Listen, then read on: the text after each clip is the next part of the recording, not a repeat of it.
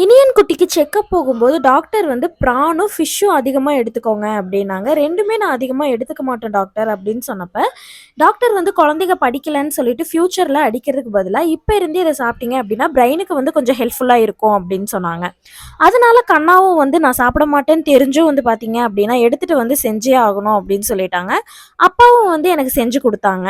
நானும் வேற வழியே இல்லாமல் சாப்பிட்டேன். சண்டே அப்படிங்கிறனால வீட்டில் வந்து கோழி அடித்து சூப்பு, உப்பு கறி, அதுக்கப்புறம் குழம்பு இதெல்லாம் வச்சுருந்தாங்க. இன்னைக்கு சண்டே எங்களுக்கு இப்படி தான் போச்சு. உங்கள் வீட்டில் நீங்கள் என்ன செஞ்சுருந்தீங்க அப்படின்னு மறக்காமல் கமெண்ட் பண்ணுங்கள். தென் மழை வந்தனால கிளைமேட்டும் நல்லா இருந்தது. கொஞ்ச நேரம் இனியன் குட்டியை வெளியில் வச்சுட்டு கிளைமேட்டுக்கு ஏற்ற மாதிரி நாங்கள் வந்து என்ஜாய் பண்ணிகிட்டு இருந்தோம். ஏன்னா சண்டே ஒரு நாள் தான் வந்து வீட்டில் எல்லாருமே இருப்போம்.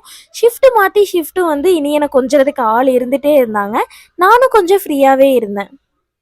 பிடிக்காதுன்னு தெரிஞ்சும் சாப்பிட சொல்லி வற்புறுத்துற ஹஸ்பண்ட் உங்கள் வீட்டில் இருக்காங்களா அப்படின்னு சொல்லிட்டு கமெண்ட் பண்ணிடுங்க.